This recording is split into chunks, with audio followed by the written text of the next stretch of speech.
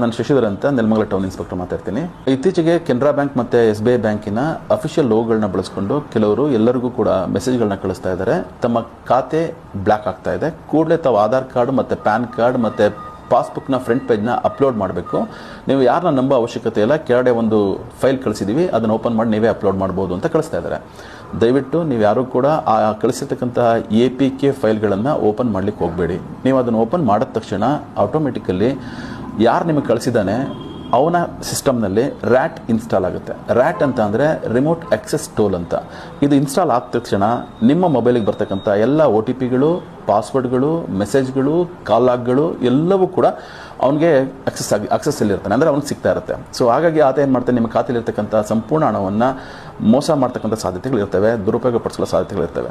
so ದಯವಿಟ್ಟು ತಮಗೇನಾದರೂ ಈ ಥರ ಅನುಮಾನ ಆಯಿತು ಅಥವಾ ಈ ಥರ ಮೆಸೇಜ್ಗಳು ಬಂತು ಅಂದರೆ ಕೂಡಲೇ ಕನ್ಸರ್ನ್ ನೀವು ಯಾವುದು ಬ್ಯಾಂಕ್ ಇದೆ ಬ್ಯಾಂಕಿಗೆ ಹೋಗಿ